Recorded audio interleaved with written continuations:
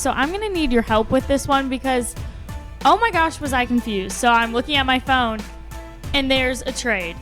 So Dombouya, gone. We received someone else. Him, immediately cut. And I'm just sitting there like, hang on. What's happening? Why?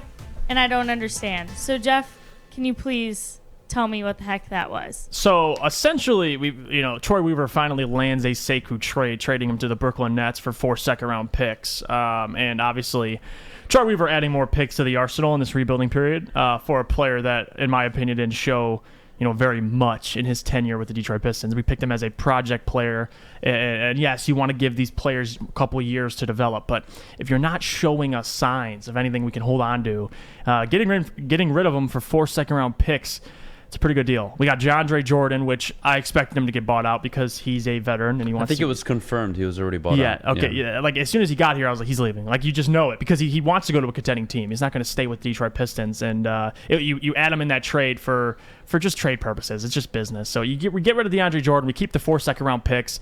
My problem is not so much getting rid of Sekou. It's essentially getting the 4 second-round picks and hoping that Troy Weaver can turn those 4 second-round picks into maybe 2 first or a first. Because if we leave it as just second-round picks, I don't feel like picking 4 guys who might not make the team. That's a waste of picks. We got to do something with those second-round picks, and then I can say, yes, it was a good trade.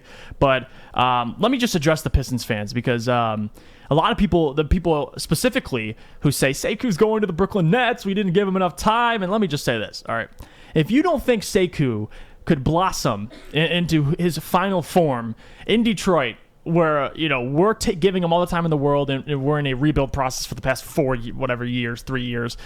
That's bad. And now he's going to a team where he's not going to get a lot of minutes. He's got Brooklyn's the most stacked team in the NBA. I mean, he's not going to get a lot of minutes. They just signed 2 forwards, Paul Millsap and LaMarcus Aldridge. So Sekou is a depth move. They acquire Sekou. He's a young guy, young talent, someone who could play with a lot of veterans. But if you think him showing us, in his first 2 years averaging 6 points, he ain't gonna get much more in Brooklyn. There's not enough basketballs to go around. And listen, I'm happy for him because he gets to go to a good team and he gets to join the other Pistons and Blake Griffin and Bruce Brown. How ironic is that? But for the trade itself, listen, man, it's not a big deal because look at it. Sekou, he doesn't have the leverage he did in Detroit. If he makes these mistakes for a Brooklyn team who's expecting to win a championship, he's gonna get pulled. There isn't a, hey, we're the Pistons, you get to put him in, let him learn. Like, no, he needs to be a final product pretty much by the start of the season because Brooklyn's expecting that. So I like the trade, but I want to see him do something with those 4 second-round picks, and then I can really say, like, wow, he did something. But what are your thoughts on the trade, Adam? Sekou out of the door. Well, it's about time. What's about time? Jelani Tavai feels right there. The reports from inside the Detroit Pistons facility where Sekou had a low motor, and, quote, wasn't someone they felt could reach his potential. The Pistons, moving on, isn't premature, considering they've seen enough of Sekou over the last 2 years. What are you expecting? Giannis, year 1 to 2, went from 6 to 12 points. Players that you want to talk about high ceiling players, he has a low motor. He's inconsistent. You don't know what you're getting out of Sekou whenever you put him on the court. And that is one of his biggest flaws. He had Dwayne Casey for the last season, and he didn't develop at all. I'm glad they got rid of him. He's not my problem anymore. Mm-hmm. Troy Weaver in the second round, just to start. Saben Lee, Isaiah Livers, not Isaiah Livers, I'm sorry, Luka Garza. Like, those are already 2 nice pieces. They're good role players. They will contribute more than Sekou ever could to the team. I love that they stacked 4 picks. I'm glad he's gone. They freed up some cap. He was a waste of a pick. Goodbye, the Stan Van Gundy or Bundy, whatever you want to call him, era. Goodbye, good riddance. The guy is never going to reach his ceiling. At best, Sekou Dombouya is going to be maybe a good role player on an NBA team. A good role player. That's it. And I guarantee you he'll never make an all-star team. Ever.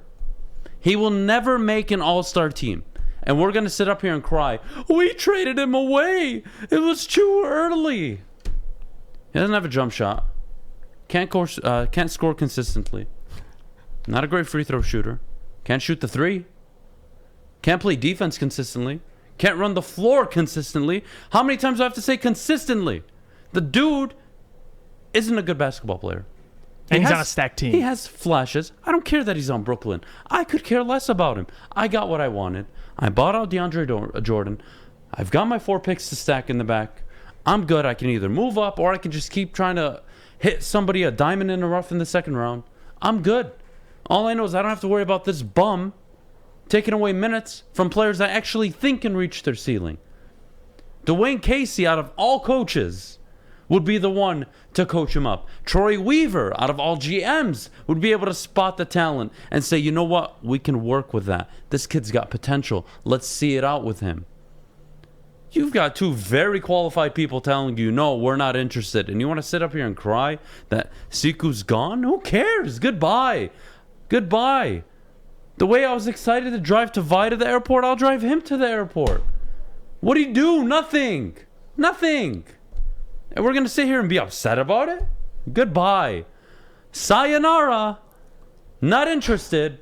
I'm not going to wait 8 years for you to put up 5 points a game and 3 rebounds. I don't need that. Thank you. Goodbye. I'd rather play Saban Lee. Rather get more minutes for Bay, Jeremy Grant. Garza. Cade Cunningham. Now I don't have to worry about some overrated number 3 taking minutes away from my 2s and 3s. Mm-hmm. I can play a small lineup. I can get them all on the court, and everybody's happy. I don't got to sit up here and say, well, look at Sekou. He put up 12 points last night. He was 4 of 6. It was really good, and then he won't score another point for the next 5 nights. Is that what you want? No, you don't. Goodbye. Good riddance. Will never be an all-star. Was a horrible pick. I don't care what you talk about his potential and ceiling. He will never reach it. He doesn't have the mental strength, let alone the capacity in his own brain and work ethic to even reach it. So excuse me. I'm all for it. Goodbye. Good riddance. I could care less. I'm so glad they moved off of him. I am so glad. And you know what? You know what's crazy though. Like, with people get so scared, like Pistons fans, about the whole Chris Middleton effect. Like, this isn't a guy like going to a team where he's going to flourish. Like this, he's going to the Brooklyn Nets, the most stacked roster in the NBA. We're like, how is he going to blossom? Number one, like he was catered here in Detroit. Like, we understand we have a lot of young talent. Like, we're working constantly with these guys to get them developed. Brooklyn has James Harden, Kevin Durant, Kyrie Irving, all these veterans. You think they give a dang about a guy who's not coming along in his own game? Like, get with it, or they get rid of you. And that's as easy as it is. So, the destination he went to is important because it kind of solves a lot of questions. Like, if the guy went to like a Houston Rockets team or somewhere that he's going to get some shots, like, hey man, maybe. But he's going to the Brooklyn Nets. Like, he's going to be a role player, and he'll never be an all-star. I agree with Adam. I don't think so. I think that realm's out of it. He hasn't showed us anything to indicate otherwise. And just Troy Weaver making magic. He'll work those second-round picks, and we'll see in the future. I just want to know what any of it. you saw out of Sekou that you were like, oh my goodness, there's something there. We shouldn't be making this move. Like, if he was actually playing well, right, and showing glimpses, and he was like, maybe he just was borderline inconsistent, but, he was improving, then I would sit up here and defend, like, hey, whoa, what are we doing? It's too early. But he never gave you any consistency, and he never gave you that comfort of like, wow, this guy is in the gym every day, morning till night, working on his game, and I can see how bad he wants it. If the organization is questioning his motor, what do you want them to do? You want them to keep him? You want to keep a guy with a low motor, low work ethic? That's the guy you want to give time to and give minutes to? But the French connection, him and Killian. That was like the Killian big thing. might not even be it. He might be out soon too. You guys got to be careful with this stuff. Killian's nice. I like him a lot. Big year for him. But he's got to play well this year. Yeah. He's got to play well.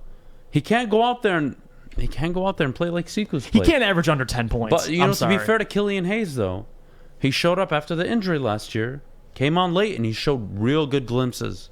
He was able to put 20-point games together. He was able to put double-digit assist games together. Like, it was nice. It was nice. I saw it.